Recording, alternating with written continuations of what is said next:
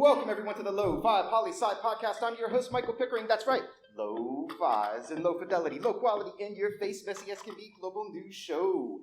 Here we're going to talk about our famous question: what's going on in the world today? And today, welcome to Lofi Poli Sci Live. All 15 of you, and that's a little extra maybe, but thank you very, very much for coming out. We greatly appreciate it. Mess up number 2. There will be at least 55 more. Wait and see. No worries. This is the great thing about podcasting in person versus in a closet, which is where I do all my podcasting. I can edit that stuff. Here, you just get the raw. And I tell you, I normally do edit a whole lot. So here we go. But let's get straight to it. The news, fresh off that press. Decolonization continues as Barbados sheds its colonial-era ruler, the Queen of England. Because really, who the hell has a monarch these days? News flash. Lots of places actually do. Saudi Arabia. Next up, updates in Afghanistan. It looks like the World Bank is going to give some economic relief to the country, but only for humanitarian aid. How will this be achieved? Great question. More on that later. Next up, Honduras had elections. I know we all hate elections in this country, but sometimes good things happen in the world.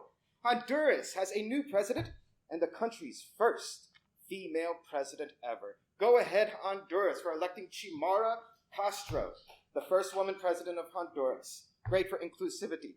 But we need to watch and see what takes place in Honduras next. Just winning an election doesn't mean the country's going to change overnight. And an update in Russia and their war on Twitter. If you didn't know, Russia's gone to war with Twitter just like everyone in the United States. And they slowed down the service online because Twitter did not follow Russian laws. Go figure. Apparently, Twitter, you can post pornography and other illegal content like that in Russia. Russia doesn't like it. Twitter said they took it down. Russia said they didn't, so the slowdown continues. Russia's taken 1 point. Twitter, 0. Of course, is Twitter really losing any sleep over the Russian market? I doubt it. And next up, going over, have you ever wondered how's the war on drugs going these days? Is that still a thing, really? Well, an international coalition of countries and agencies have seized 145.3 tons of cocaine out of Colombia in Project or Operation Orion. Because you have to name your operation something cool if you're going to do a drug bust. You just have to. So, 1-point drug enforcement agencies, 2,756-point drug cartels. We don't know if the cartels are going to lose much sleep over this either. But still, significant, all the same. More on that later. More on all of this stuff later. Sit back, relax for the next hour, or 45 minutes, depending on how fast I go or how many times I mess up. But we have more coming for you. Next up, we're going to do Lo-Fi Global Trivia coming at you. And then a very special guest appearance by political scientist extraordinaire, Dr. Robert Worth in the house. Thank you for coming. And we have some letters of the Lofi Poli Sci we're going to be talking about. We have a Tuesday's Top 10 list on a Thursday. Yes, indeed. And most importantly, a Q&A from you. Questions about any of the topics we talked about. Questions about the podcast. So be thinking. We have time. And then finally, a closing out of talking about Lofi Poli Sci going forward. We're in Season 4. What's up for Season 5? We'll get into that for sure. And once again, thank you very much for coming and welcome to Lofi Poli Sci Live.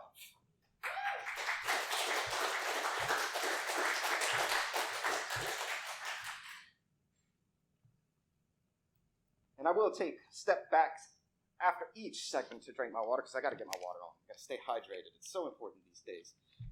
It makes me remember, though. Now, it just hit me, as a matter of fact. I thought about it. Taking a sip of water in the middle of something. Marco Rubio, anyone remember that? A criticism in his speech after a State of the Union for taking water sips during. I was like, go figure. Never thought I'd compare myself to Marco Rubio. All right, but now let's get back into it. And for one of my favorite segments this season, Season 4, we premiered multiple new segments, but one of my favorite ones has been Wednesday's Lo-Fi Global Trivia.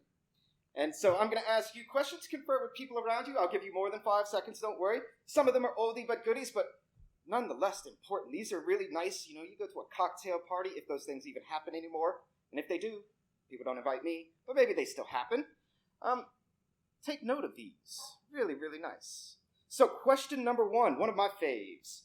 About how many countries are there in the world?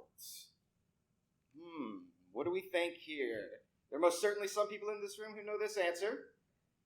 Come on, you can confer. What do we think? What do you think?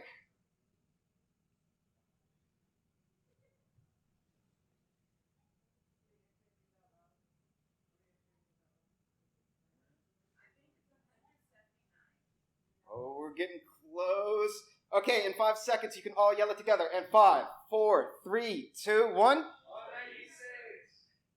Give or take 200, we'll say. Yes, I like rounding up, but about 200 countries in the world. There's 193 United Nations member states. But I always say, what is a country? Well, it depends on who you ask. Granted, we do have parameters. Things like legitimate governments, governments who have the monopoly on the use of violence, governments that have external sovereignty, that are recognized by the international community.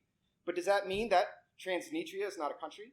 Or Somaliland? Or Palestine? Or Taiwan? There's lots of countries out there that people don't call countries, or that aren't part of that 193 per se.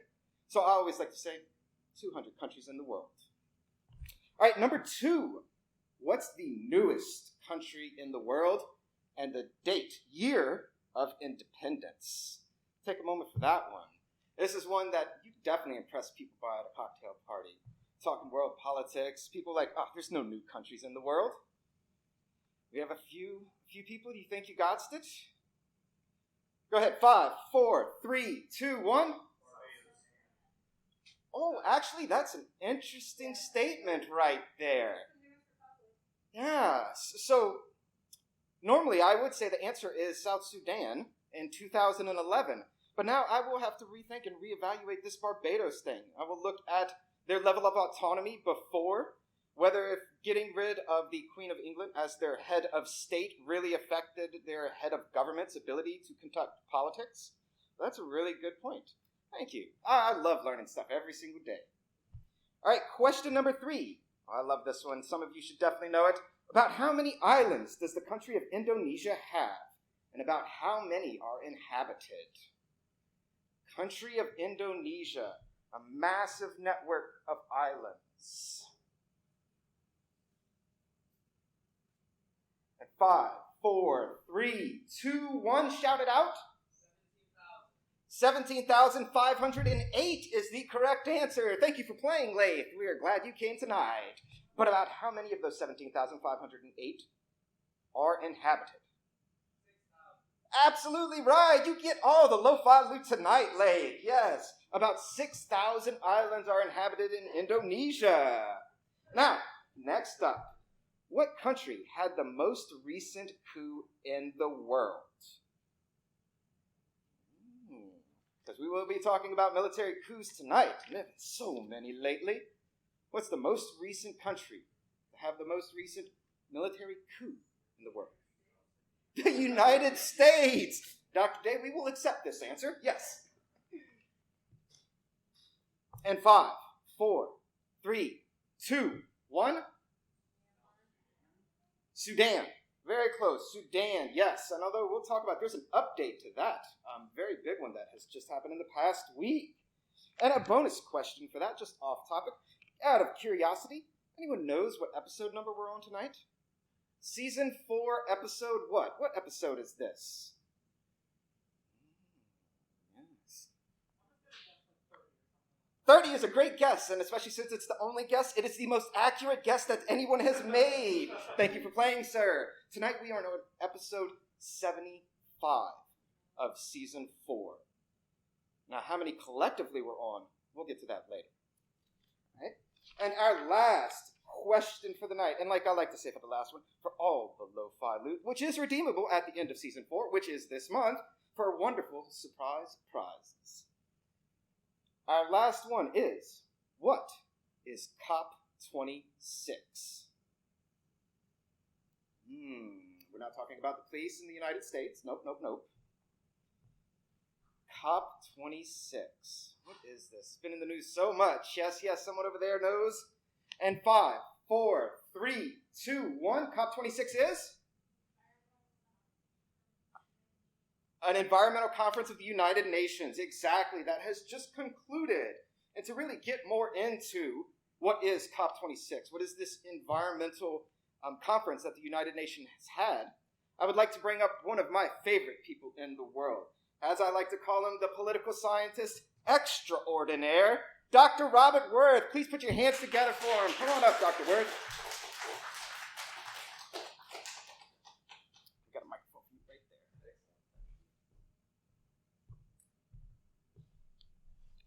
I've just dubbed you the hardest working man in podcasts. I'll take that. 75 already. Yeah, that's just this season. And I know so many people make fun of me, my father being one of them. I can say that because he does not listen, so I can say whatever I want about my family. But, so he says, what do you mean season 4? And I'm like, what? I can't have seasons? I was like, are there rules to who can have seasons? Do I have to be on TV to have a season? I was like, yes, we're in season 4 as a matter of fact. But how it normally lines up is the semesters. So a season is a semester. But anyway, what are we here to talk about, Dr. Worth? What are we talking about? COP26? What is this? Technically, the Conference of Parties to the United Nations Convention on Climate Change. But, as the audience answered, and I think a better answer, yeah, big climate change meeting hosted by the UN, depending on who you ask, a really big deal or a bunch of hot air. I'm sure we'll get into that, but it's a thing that happened. That much we can say with certainty. It most certainly is a thing that happened, and it is one of the few events in the world where all the countries of the world do actually come together to have a discussion, and about the environment, no less. Although, would you say the world necessarily has its shit together when it comes to these kind of meetings? No. No. What a surprise. The world doesn't have it together. Why not, though? What's up with this? Well, I think of it as a classic tragedy of the commons situation. And what is the tragedy of the commons? I had a feeling you'd ask. I've come up with a really bad way of explaining it. All right. So, we're both from the Gulf Coast. Sure, now everyone else knows. I like to think that if we weren't political scientists, we'd be really good fishers. I'd work in the oil field probably, sure. Let's pretend you wanted to be a fisher. So, my hands are too nice. We can fix that. We're killing it, right? We're born for this. We're from here. We're catching all sorts of fish and shrimp and you name it. Life is great. We're making a lot of money. Our cousins see that. They join us. They're making a lot of money. We're working as hard as we can all day, every day. We're doing great. Then our mom and them see this and they come and they join us. Before you know it, lots of people are fishing. The problem is that each of us individually want to catch as many fish as we can. That's our rational self-interest, right? We'd be crazy not to. Right. Eventually, too many people are catching too many fish. The fish get depleted. There's no fish for any of us to catch. The problem is that we weren't behaving irrationally as individuals. We were doing the sensible thing.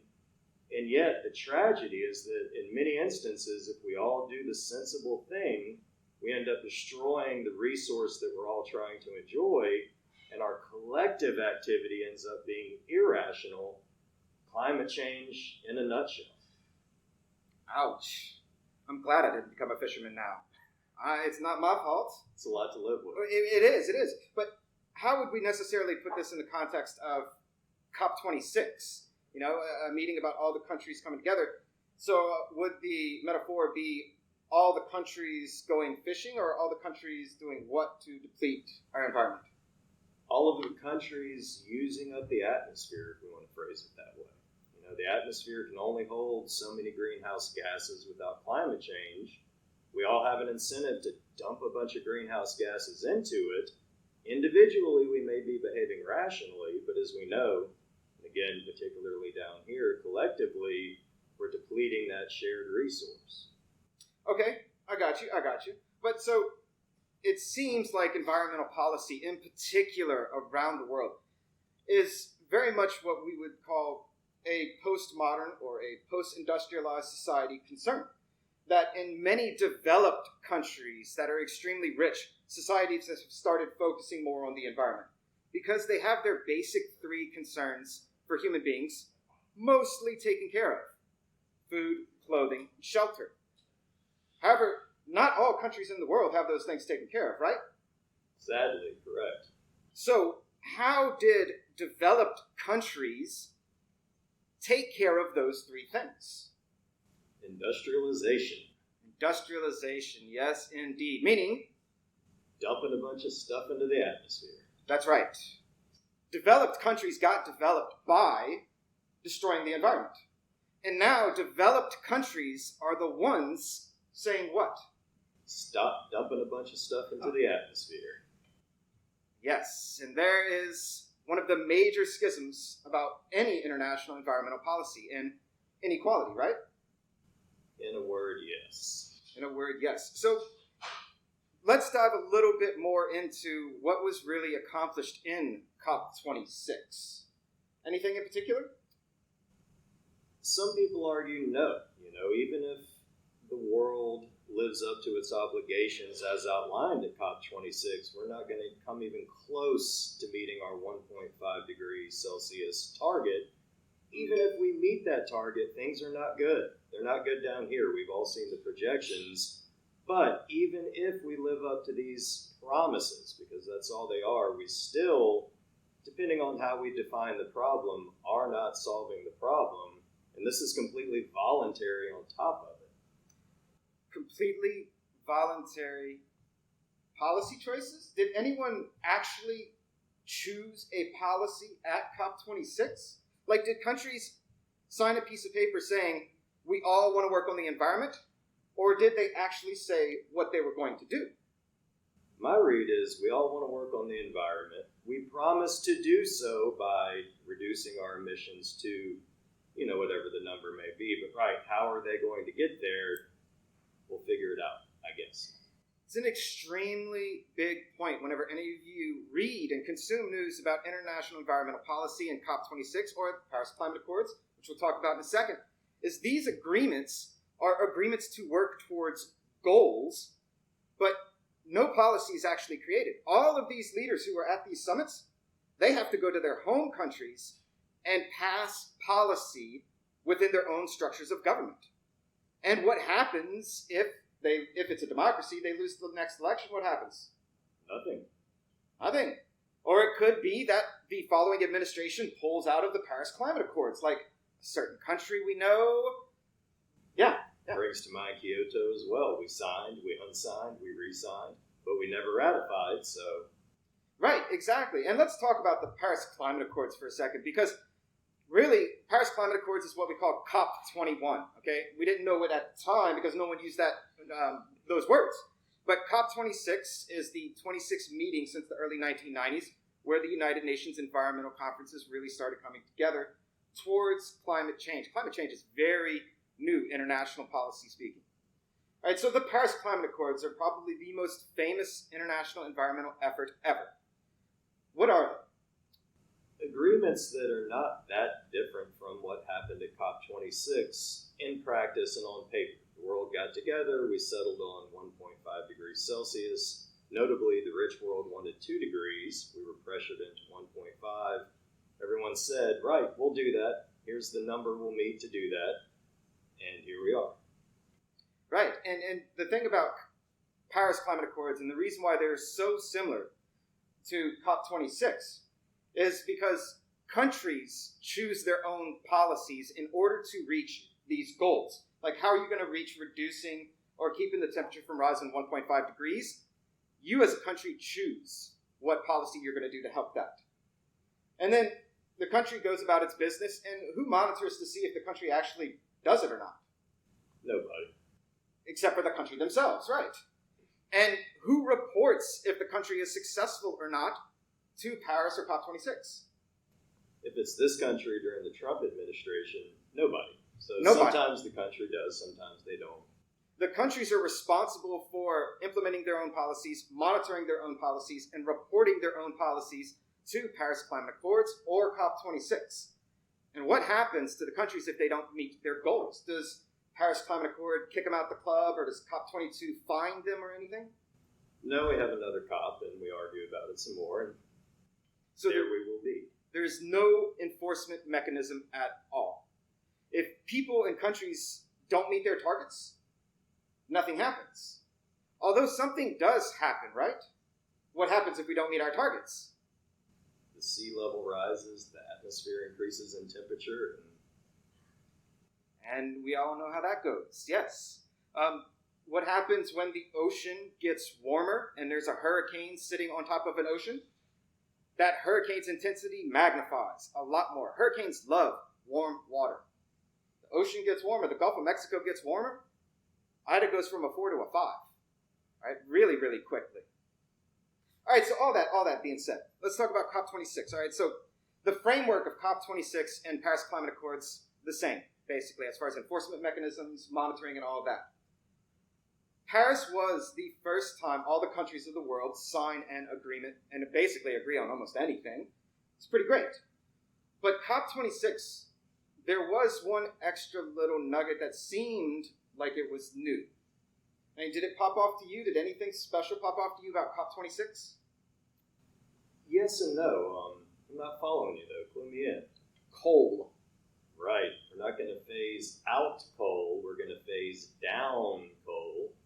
Here, we've got a procedural question, because apparently many countries, where did this come from? It's news to us. We're about to have our sort of photo op gala type event.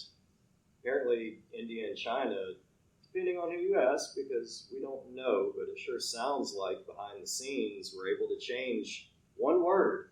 But one word matters, because phasing down means something very different from phasing out, even if it is just a goal.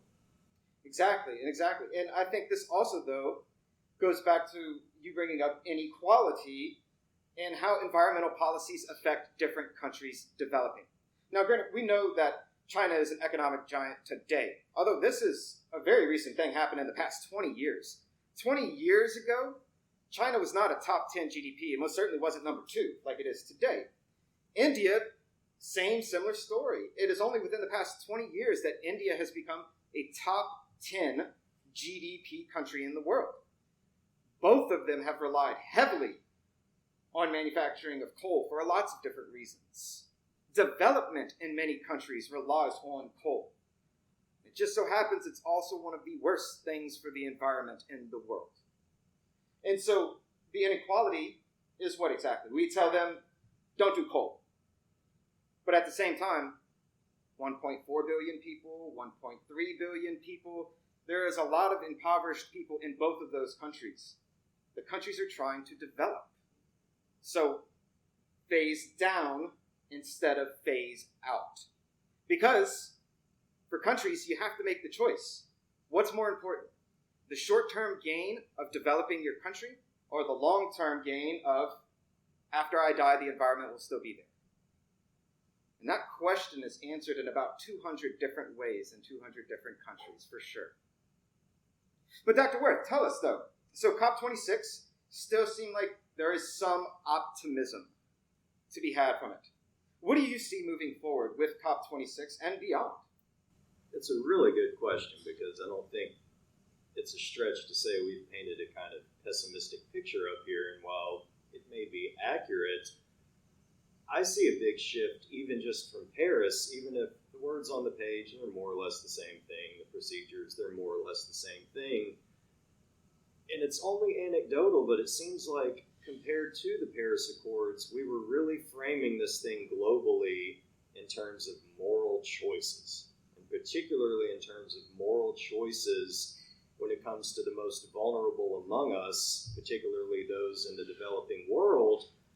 And it's not that there was no vocally moral element at Paris, it just seems to be much more amplified now.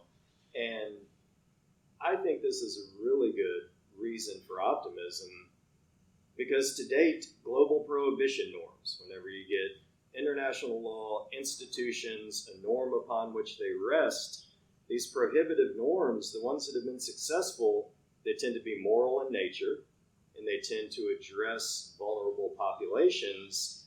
Check, check, check, check, at least moving in that direction with COP26.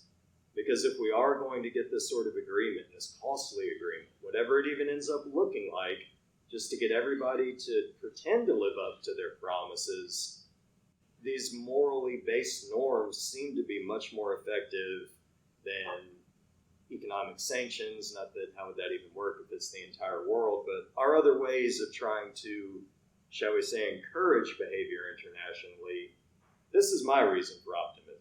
Am I very optimistic? No. Am I more optimistic than I was after Paris?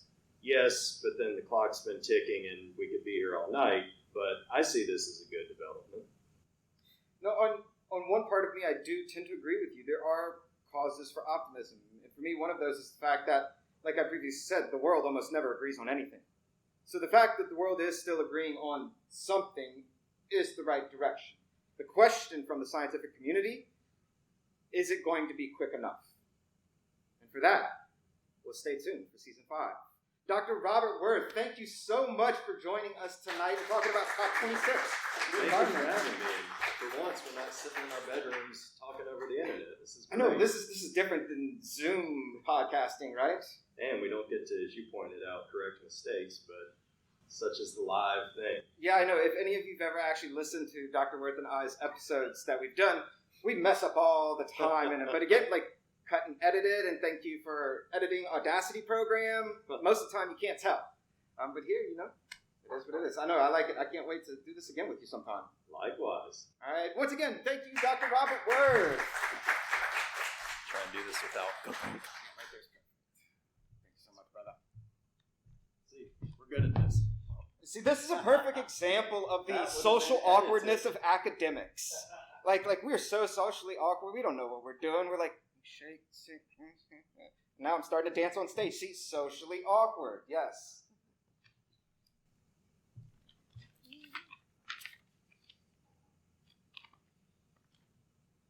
All right, now I'm going to take a second to breathe.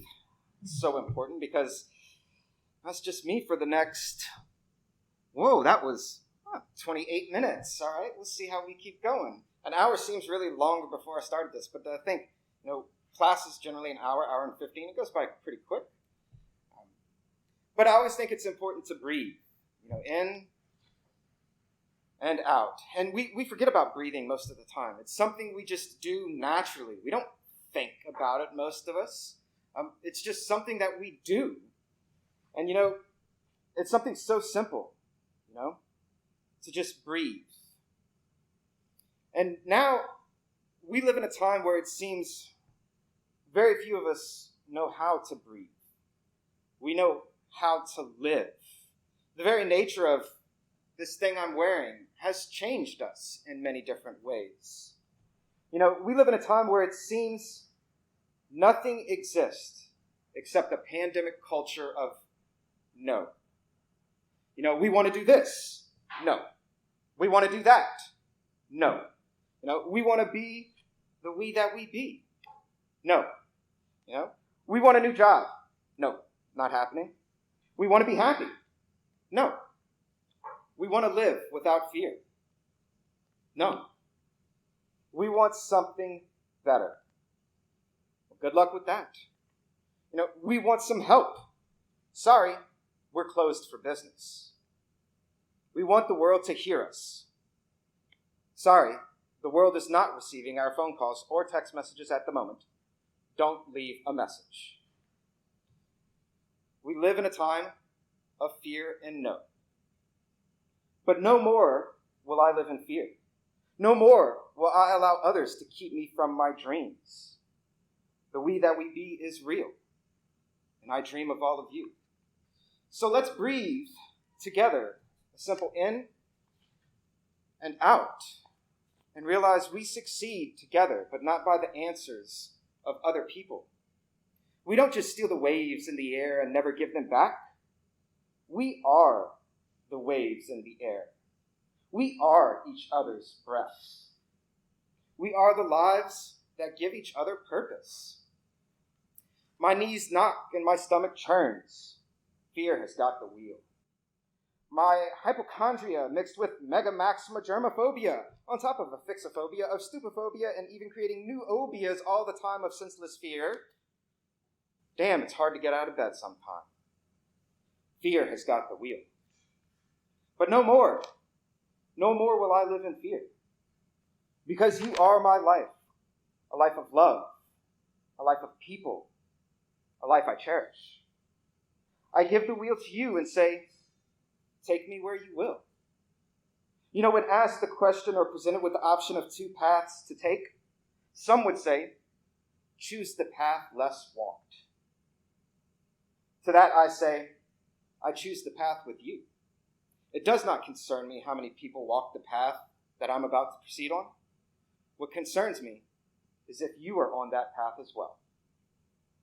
Lofi Poli Sci, you saved my life, and thus I will always walk the path with you.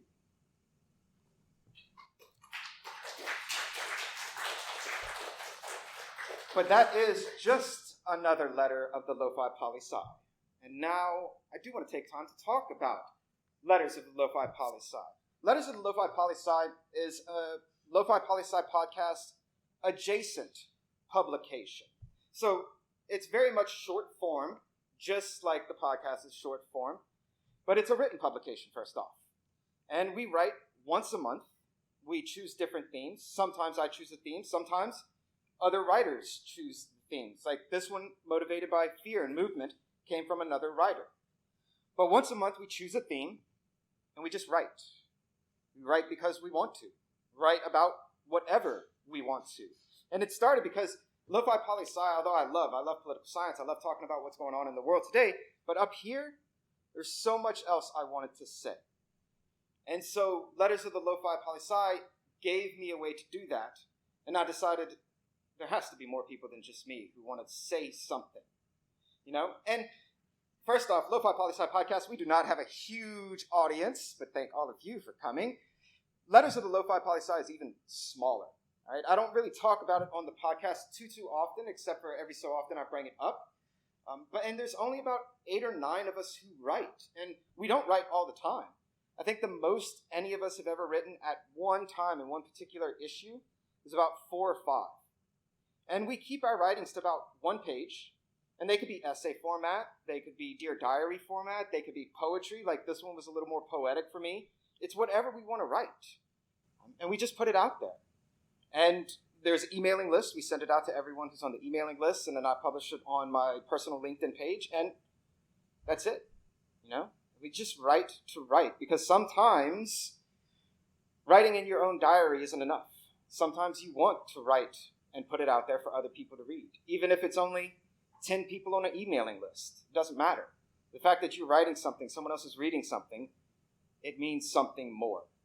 It's a way for us to vent about life. And like in my piece that I said, we very much do live in a pandemic no culture at this moment in time. And Letters of the Lofi Poli Sci is kind of a way for all of us to cope with that and write about that and to move past that. But that's Letters of the Lofi Poli Sci. But now I do want to turn to what I think is probably, arguably, most people's favorite segment, and that's a top 10 list. Everybody loves a good list, and tonight we're going to do it. Normally it's on a Tuesday night, but now, Thursday, why not? So every Tuesday we look at global indicators and surveys to see what countries hold the top 10 rankings in particular categories. We look at things like GDP, HDI, biggest country, smallest country, happiest countries, and more. And no worries, Lo-Fi listeners, we go whatever each category means before we jump into the list. And tonight's list, one we did about a month ago, but is worth revisiting because new developments are afoot.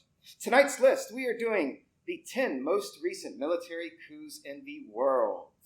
All right, and just so we're clear, a military coup is when a military of a government overthrows that government and takes power. This can happen in a democracy or it can happen in an authoritarian regime. Military coups happen in all kinds of countries. Our list, the 10 most recent. Coming in at number 10, Egypt, in July of 2013, byproduct of the Arab Spring. Number 9, Thailand, in May of 2014. Number 8, Zimbabwe, in November of 2017. Number 7, Sudan, in April of 2019. Number 6, Mali, in August of 2020. Now to our bottom 5 and most recent military coups. Number 5, Myanmar, in February of this year. Number 4, Chad, in April of this year. Number 3, Mali, in May of this year. Number 2, Guinea, in September of this year. And number 1, Sudan in October of this year. There's so much to say about that list. And I think one of the first obvious things you can tell is that 2 of those countries came up twice to having 2 military coups within the past 2 years, but 5 military coups this year alone. That is extraordinary. In total, our list goes back to 2013, so the 10 most recent coups happened in the past 8 years. But half of that list happened in a single year. That tells me something's up with 2021. What is it that makes 2021 more likely for military overthrows to take place?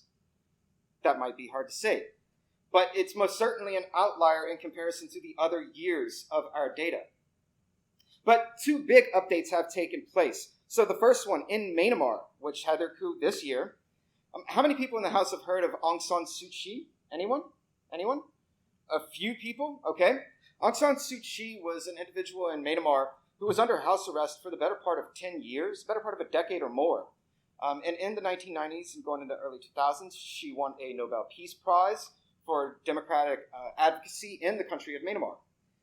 After the country democratized in the early 2000s and the military regime went out, Aung San Suu Kyi rose up the ranks and became the de facto leader, democratic country, but the leader of the country.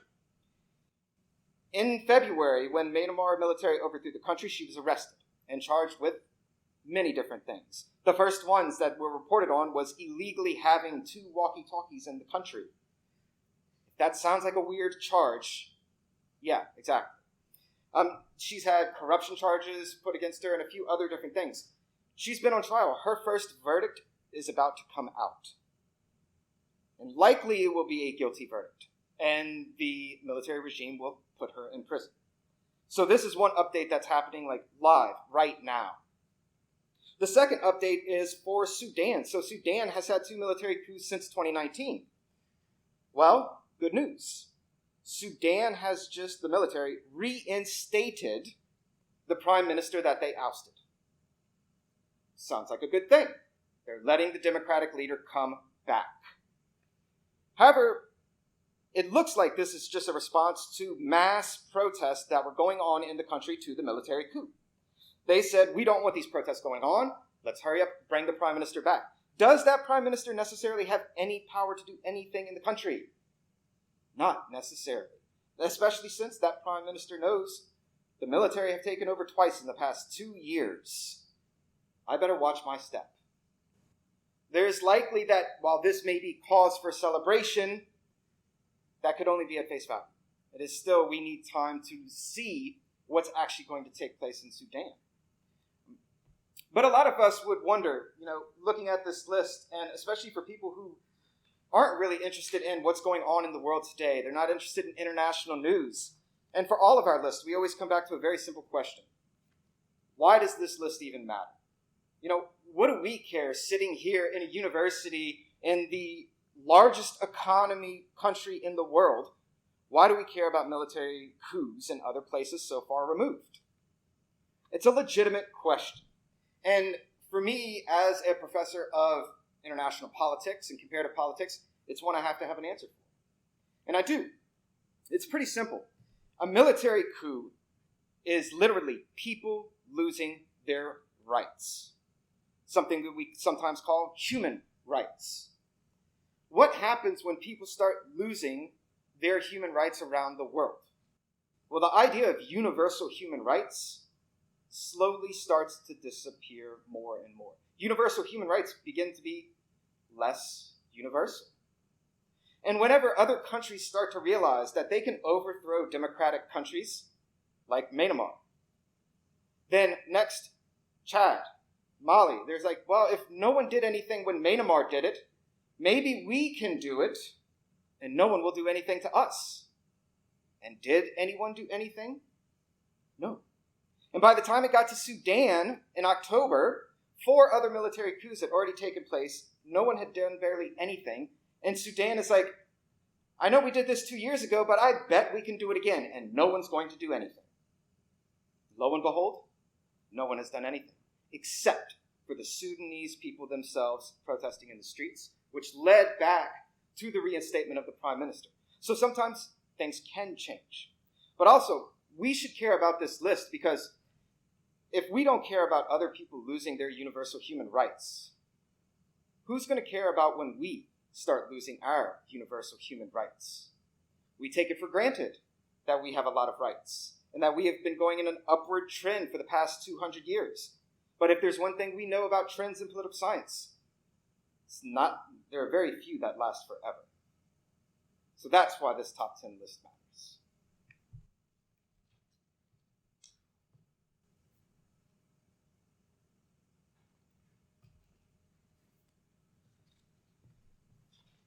Talking about universal human rights, it's a lot, it's deep, it's harsh, especially in the idea that not everyone necessarily believes that universal human rights are universal. For those of you who do have classes with me, you just obviously saw the fact that I believe universal human rights are a good thing. Well, certainly so. But not all of our top 10 lists are that heavy. Sometimes we do have fun. And some of my favorite top 10 lists that we have been doing is top 10 movie list and cinema list with our good friend Gregory Day. Like on Tuesday, we did top 10 film movements, or rather not top 10, but 10 international film movements around the world. And Gregory Day is a good friend of mine from a long time ago, writer, director, bookseller. He's extremely knowledgeable about international cinema. So he always brings in these international movie lists.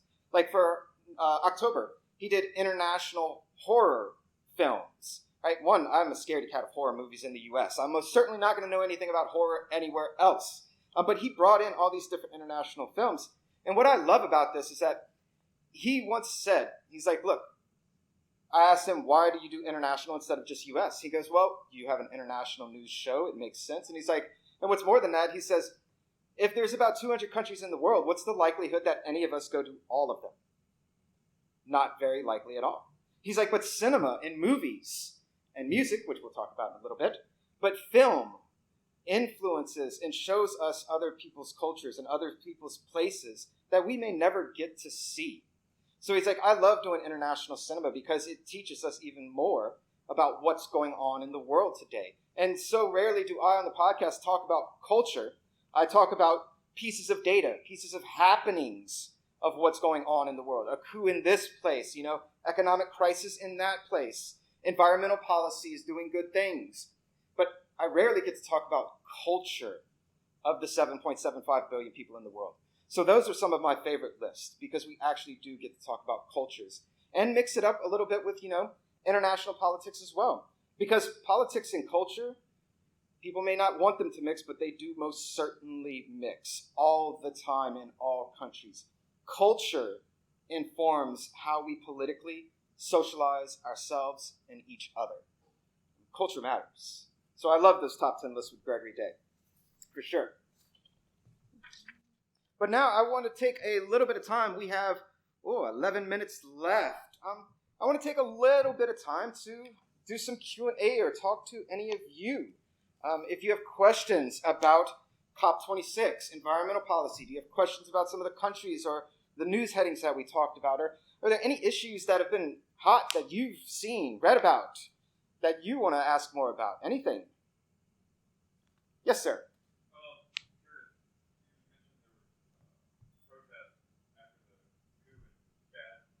Sudan. Yeah. How often do military coups generally not have support from the majority of the people in the country, or is there a trend there at all? Okay, so the question is, the protests that popped up after the coup in Sudan, do military coups normally have some support from the people? And that's a very interesting question in the case of Sudan, because Sudan was having major protests before the coup took place.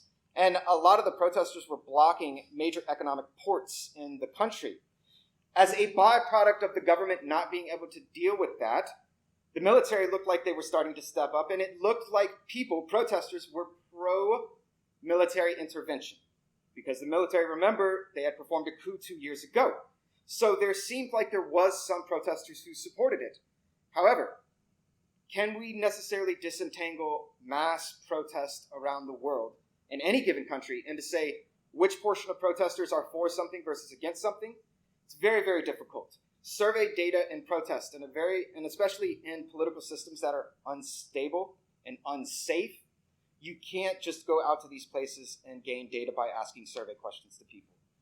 Journalists are seriously endangered doing such things like that, and people are also afraid to necessarily give those answers because they cannot be certain if the people who say they are media could actually be military or could actually be government, and are they actually getting set up?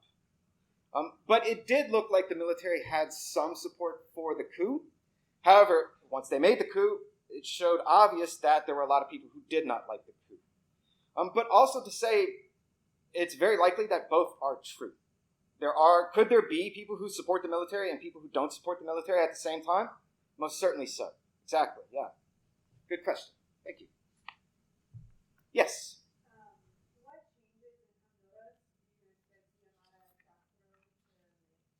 What changes in Honduras can we expect? So first off, we need to think about not just the idea that this is the first woman president in the country, which is extremely important, but you also need to think about her politics.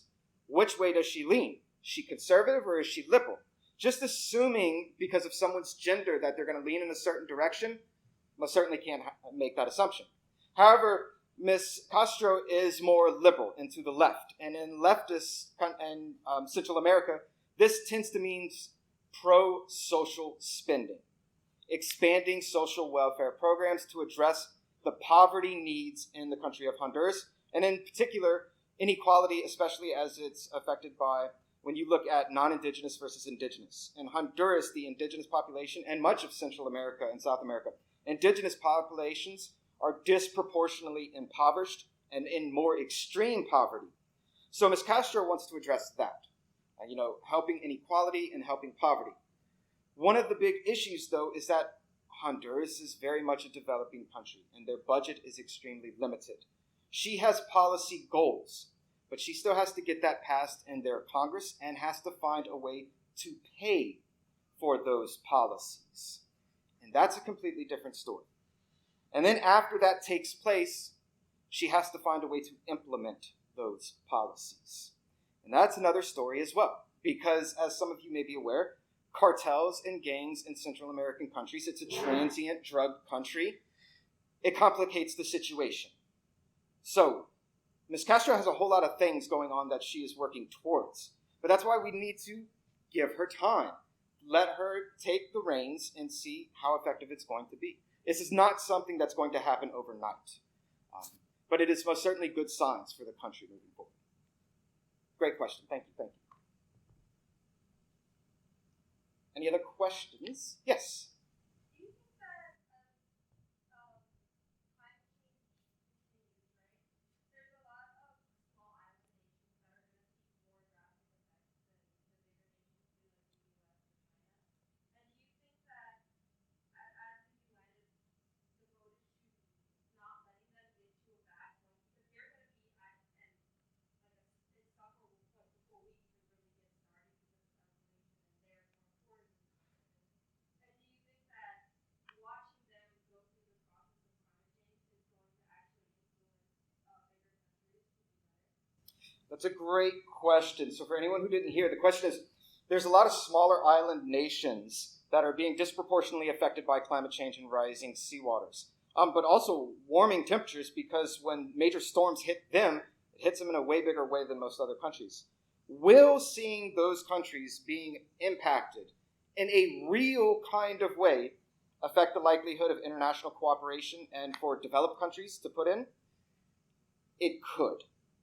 And I use the word could in an optimistic way, but the other side of me also says we've been seeing infomercials about stopping poverty in developing countries for decades, and yet the issues still persist. I think still the optimistic way for me to think about this is, yes, it will help because COP26 exists, and because it is a little bit more than the Paris Climate Accords, and because every country in the world has signed onto it, that the more real it gets for us, citizens, the more pressure we will put, hopefully, on our representatives to take larger steps. Because for a lot of people, if you think about it, and even in this country, lots of people, not too long ago, a certain political party, I won't say which, were climate change deniers. Slowly that has started to change. The public consciousness is becoming more and more aware that climate change is real. And as that increasingly takes place, do I have hope? Yes. Just the thing is, we hope it takes place at a quicker rate. It's a great question.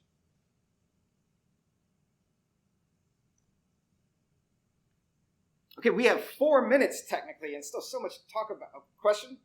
Yeah, do you think that the coups are a sign or a trend? I don't know if you love that word, but a trend of democratic backsliding, and will that sort of spread? Do you think that that's something that will further spread? Do I think coups that are happening so much this year, is it really the beginning of a trend for it to continue to happen?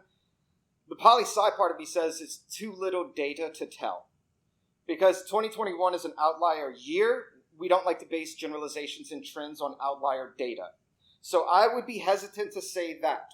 I mean, the fact that we're in a global recession and a pandemic and 5 coups take place, they're probably all related, most certainly so. But is next year, the year after, is it going to necessarily be a pandemic year? And will we maybe see an economic recovery and therefore the correlation won't be there and maybe coups won't be as likely? It's hard to say. But I will say economic instability does lead to political instability. So as we see economic recovery globally, theoretically we should see less likelihood for military coups or overall political instability. Yes. But again, we don't like to pull trends from outlier years. All right, well now let's kind of go into wrapping up in the show, because I know last day of classes, everyone has final exams coming up, and no one really wants to talk poli-sci that long on a Thursday night. So let's go ahead and wrap things up. But I want to talk about the future of Lofi Poli Sci real quick to really end us. So as of tonight, this was going to be episode 75 of season 4. Collectively, in the year and a half that we have been going on, this is episode 391. In just a few episodes, we hit episode 400. That, I think, in and of itself is pretty amazing. And the only reason that has happened is because of all of you. Because of your support, your comments, your questions, your genuine interest. The fact that you even show up here. I did not expect a house full of people at a Lofi Poli Sci podcast show. No, you got to be a special kind of nerd to be into this kind of stuff. I get it. And I love it. I am a nerdtastic. I love it. But, the fact that you actually show up here is amazing, and it keeps me going. And I'll tell you, doing 5 shows a week, it's a lot. And I do them at night, so it's 5 late nights a week. And I don't do it because I love it. I mean, I do love it, but I do it because I know you out there love it as well. And next week I will, just in case you're curious, put out the Spotify wrap-up for Lofi Poli Sci 2021 to let you know our stats of the past 365 days. Well, actually 11 months. I think Spotify is wrong to call it a 2020 wrap-up on December 1st. We have a month left, all right? Data, though. But really, I want to talk about where are we going next. Season 5 is right around the corner. And partially the answer of where we go next depends a lot on you. We have always been about going in a direction that you want to go. So what are some things to look forward to in Season 5? I have made some final decisions, and really we've made some final decisions about Season 5. But the first big one is going to be, of course, new music. I always like to send out samples of music for the shows and to see, which ones are good, and others, people are like, you're a political scientist. Stop trying to cut music together yourself. It's not good. But I always like new music for every new season, so look out for that. I may send some of you some samples. New lineups for Monday shows. So Mondays, they really changed this semester, and I'm going to change that even more. Monday's going to become a little bit more of a long-form show, and we're going to have some extra segments to it, and we're likely going to have a weekly segment about music as well, where Gregory Day comes in real quick just for like 5 minutes, and we talk about the music we've been listening to that week. And we kind of challenge each other to listen to different music. And then we come back and talk about it the next week. So I'm looking to do that. Tuesday top 10s we're going to keep because love top 10s. And Gregory Day's going to come back once a month to do his list for another long form. Wednesdays and Thursdays, I'm going to take the day off next season because I kind of want to start a social life. I know as a political scientist, we're not supposed to have that. Oh yeah, I see, boo, boo, keep the content coming, But so Wednesdays and Thursdays, I've got to take the nights off. Fridays are going to be a merger of Good News Friday and a weekly recap. So on Mondays, we're going to recap the weekend. And then we'll have our Monday show recapping the weekend, Tuesday top 10, Wednesday, Thursday off, Friday a recap of the entire week. And it's going to also be a longer form show. So the shows it's going to be a little bit different. Originally, when we set out, we were like 5 to 8 minutes tops per episode. 5 episodes a week. Now they're going to be 3 episodes a week and a little bit longer than that. Change is a good thing. We evolve. And does it mean we're going to do that forever? No, because we always change every season. So even if you don't like season 5, hey, wait up for season 6. Don't go away. What are some other things that we're going to be doing? More guest appearances, having Dr. Work come back for sure. I want to try to get other guests to come on. Also, if you're really sad about not having 5 episodes a week, I'm completely open to the idea for episode takeovers from guests, to have some of you do your own podcast to insert into Lofi Poli Sci, because I pick topics that I think people care about, but that's exceedingly biased from me. So to do episode takeovers from you, I think the people would love it. I think you would love it.